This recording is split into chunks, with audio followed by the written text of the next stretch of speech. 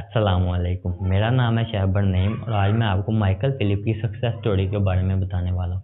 Michael Philip एक American swimmer है। 1985 में अमेरिका के एक शहर बोल्टीमोर में माइकल फिलिप पैदा हुए। 7 साल की उम्र में माइकल ने अपनी स्विमिंग की ट्रेनिंग स्टार्ट कर दी।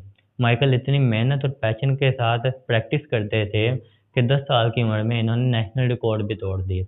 12 साल की उम्र में अपनी उम्र की कैटेगरी के अगले नेशनल रिकॉर्ड भी तोड़ दिए।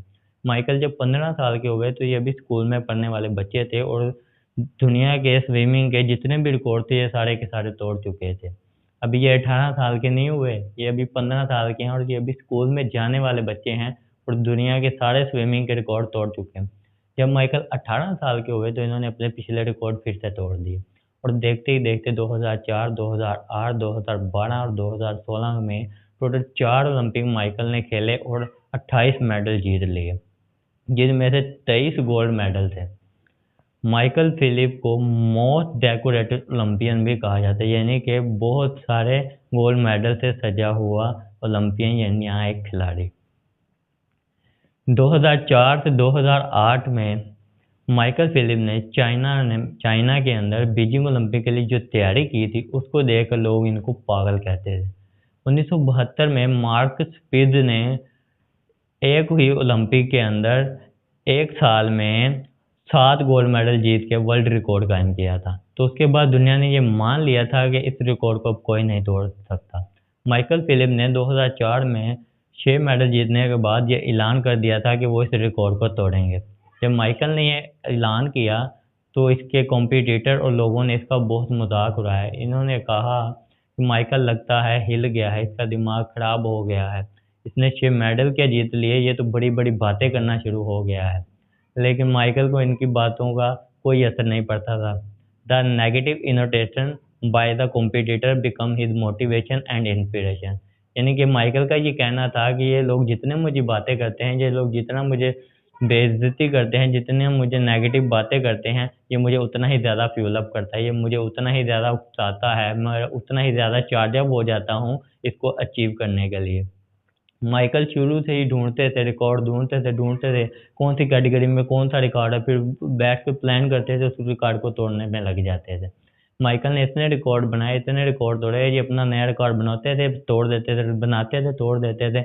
इतने रिकॉर्ड बनाए, इतने रिकॉर्ड तोड़े कि ये भी एक रिकॉर्ड बन गया कि कोई एक आदमी इतने रिकॉर्ड कैसे तोड़ सकता है।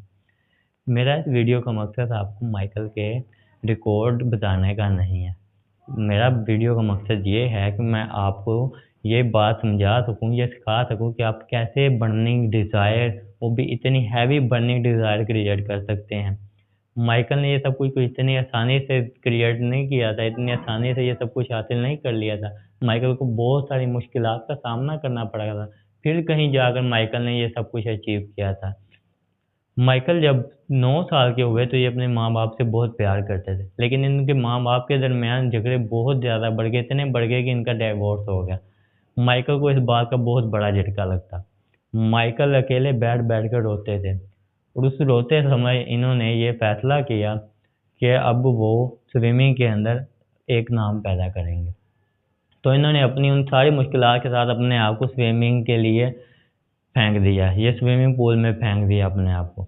वो कहते थे कि मेरी जितनी भी मुश्किलात हैं, उनको ये स्विमिंग पूल दूर करता है। इस सदमे से अभी बाहर निकले ही थे कि इनको एक बीमारी का सामना करना पड़ गया। ADD, attention deficit disorder.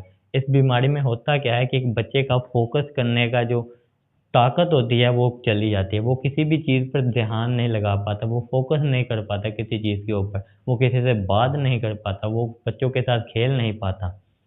इस वक़्त माइकल की माँ ने इनको बहुत ज़्यादा हौसला दिया, इन्होंने इनको बहुत ज़्यादा सपोर्ट किया और माइकल के कोच इनको कहते होते थे कि दुनिया में कोई ऐसा रिकॉर्ड नहीं है जो तुम नहीं तोड़ सकते। माइकल के कोच ने भी इनको बहुत अच्छे तरीके से ट्रेन किया हुआ था। उन्होंने माइकल का फोकस, अनवेवरिंग जो फोकस होता है ना कि इधर भी देखना है, उधर भी देखना है, इधर की बातों को भी ध्यान देना है, इधर की बातों पर भी ध्यान देना है, वो क्या कह रहा है वो, उन्होंने ये सब खत्म करवा दिया। उन्होंने उसकी ट्रेनिंग ही ऐसे की थी। वो जब उनको ट्रेनिंग करते थे उसके हेड के ऊपर हेलमेट के अंदर हेडफोन लगाते थे, आंखों में गॉगल्स बनाकर उनको एक लाइन में फोकस करने की ट्रेनिंग देते थे। ना इधर ना इधर, सीधा एक लाइन में फोकस करना है। तो इनसे जो एक फोकस बिल्ड हुआ, एक रास्ता बिल्ड हुआ, एक जो माइंड लेवल बिल्ड हुआ, उसने माइकल को इन सब चीज़ों से निकलने में बहुत मदद की। देख खैर माइकल इस बीमारी से बाहर आ गए। अब माइकल ने 2004 से 8 के दरमियान जो प्रैक्टिस की थी ना, वो अकेले थी। वो मैं कहता हूँ कि बहुत ही टफ रूटीन थी। माइकल ने इस रिकॉर्ड को तोड़ने के लिए बहुत मेहनत की थी। मार्क स्पीड 8 घंटे बगैर छुट्टी के 4 साल तक प्रैक्टिस करते रहे थे और उन्होंने 7 गोल्ड मेडल जीते थे। लेकिन माइकल ने क्या किया, ये 8 से 12 घंटे डेली प्रैक्टिस करते थे और ये साल के 365 दिन प्रैक्टिस करते थे। 4 साल इन्होंने कोई भी छुट्टी नहीं की। माइकल ने अपने लिए बहुत ही हार्ड, पनिशिंग और टफ रूटीन प्लान की थी। इस रूटीन को फॉलो करते हुए अचानक एक हादसा पेश हुआ। माइकल के दाएं दाएं हाथ का ये जो हड्डी होती है ना, हड्डी ये टूट गई और अलहदा अलहदा हो गई। डॉक्टर ने माइकल को कह दिया कि अब आप बीजिंग ओलंपिक में पार्टिसिपेट नहीं कर सकते। तो माइकल का दिमाग तो हिला हुआ था। उसने कहा जी मुझे तो बीजिंग ओलंपिक जीतना ही जीतना है, और जीतना नहीं है 8 गोल्ड मेडल के साथ जीतना है। तो इन्होंने डॉक्टर को बोला टाटा बाय बाय और घर आके बैठ कर सोचने लग पड़े कि अब ये कैसे किया जा सकता है। लोगों ने इनको बहुत समझाया, बहुत बोला कि अगर जिंदा रहोगे तो रिकॉर्ड कायम करोगे ना, अगले ओलंपिक में कर लेना, अभी के लिए रेस्ट कर लो, ठीक होने का इंतजार करो। लेकिन माइकल ने तो वो 8 गोल्ड मेडल घोल के पिए हुए थे। उन्होंने जगह जगह पर 8 गोल्ड मेडल की पिक्चर चिपकाई हुई थी, बेडरूम में, सीढ़ियों पर, जहाँ जहाँ वो आते जाते थे 8 गोल्ड मेडल की पिक्चर चिपकाई हुई थी। उन्होंने तो गोल्ड को पिया हुआ था। उन्होंने कहा मुझे तो ये अचीव करना ही करना है, जो कुछ हो जाए, जो बीजिंग ओलंपिक में ही करना है। तो बैठे इनको एक आइडिया है। इन्होंने कहा मैं एक नए तरीके से प्रैक्टिस करूँगा। इन्होंने अपने पाँव के साथ स्विमिंग करना शुरू कर दी। पाँव के साथ स्विमिंग करते थे। पूरा 1 साल माइकल ने अपने हाथों से स्विमिंग नहीं की, सिर्फ़ पाँव के साथ स्विमिंग करते थे। वो कर करके इन्होंने पाँव के अंदर इतनी एक्स्ट्रा मज़बूती ले आए कि जब इनका 1 साल बाद हाथ ठीक हुआ तो इनकी स्पीड को कोई मैच ना कर पाए। ये 100 मीटर 50 सेकंड में कवर करने लग गए। तो माइकल अब अपनी पूरी तैयारी के साथ बीजिंग ओलंपिक में उतर पड़े। एक के बाद एक गोल्ड मेडल जीतते चले गए। इसी के साथ शुरू हुआ 200 मीटर का बटरफ्लाई राउंड। जैसे ही माइकल स्विमिंग पूल में कूदे तो इनके गॉगल के अंदर क्रैक हो गया, जिससे पानी अंदर जाना शुरू हो गया। इससे माइकल को देखने में बहुत ज़्यादा प्रॉब्लम हुई। लेकिन इसने बहुत ज़्यादा प्रैक्टिस की हुई थी, बहुत ज़्यादा मेहनत की हुई थी, तो उस वक़्त ये अब रुका नहीं, ये चलता ही गया, क्योंकि रुका नहीं जा सकता था। मैच शुरू हो चुका था। बाहर से देखने पर किसी को भी ये पता नहीं लगा कि वहाँ पे माइकल के साथ कोई प्रॉब्लम चल रही है। उनकी मेहनत और प्रैक्टिस की वजह से उनको बहुत ज़्यादा प्रॉब्लम का सामना नहीं करना पड़ा और वो अपनी नॉर्मल स्पीड के साथ चलते गए। इन्होंने गिने हुए थे कि हर 20वें हाथ में मेरी एक ब्रेड पार होगी, अगले 20वें हाथ में मेरी दूसरी ब्रेड पार होगी, अगले 20वें हाथ में मेरी तीसरी ब्रेड पार होगी। तो जैसे ही इन्होंने आखिरी ब्रेड पार की और ऊपर निकले और देखा, क्या देखते हैं, WR। What is WR? World record. जैसे ही माइकल ने WR देखा तो इनकी आंखों में आंसू आए और पूरी ऑडियंस ने माइकल की आंखों में आंसू देखे। माइकल ने वर्ल्ड रिकॉर्ड बनाया था जो कि 8 गोल्ड मेडल का था। तो माइकल के पास एंकर ने आकर पूछा, Michael you are very lucky, you win 8 gold medal in 1 Olympic. तो माइकल ने उससे कहा कि मैं 8 से 12 घंटे बहुत ही टफ रूटीन प्रोसीजर को फॉलो करता था और साल में कोई ऐसा दिन नहीं गया था जिस दिन मैंने 8 से 12 घंटे पानी के अंदर प्रैक्टिस नहीं की थी। एक आम इंसान अगर पानी में इतनी देर रहे ना तो उसका जिस्म गलना शुरू हो जाता है, उसकी उँगलियां ज़ाया हो जाती हैं। आपने अक्सर नोट किया होगा, अगर आप पानी में ज़्यादा देर रहें तो आपकी ये फिंगर टिप्स के ऊपर से मांस उतरना शुरू हो जाता है। तो माइकल ने उसको कहा कि 8 से 12 घंटे डेली प्रैक्टिस करना और 4 साल बगैर छुट्टी के प्रैक्टिस करते रहना, ये कोई आसान काम नहीं था। तुम भी इतनी प्रैक्टिस कर लो, तुम भी 8 गोल्ड मेडल ले आओगे, ये कोई बड़ी बात नहीं है। तो अब तक माइकल दुनिया के 5वें अमीर खिलाड़ी बन चुके थे। माइकल की ज़िंदगी में बहुत से नए दोस्त भी ऐड हुए, बहुत से नए लोग भी ऐड हुए। प्यार का वो जो पुराना खोखलापन था ना, उसको दूर करने के लिए माइकल कुछ गलत आदतों में पड़ गया। DUI, driving under the intoxic influence. इसके चक्कर में माइकल को 2 बार जेल में जाना पड़ा, रिक्रिएशनल ड्रग्स के साथ पाए गए, पार्टी के स्मोकिंग लॉन्ज में पाए गए।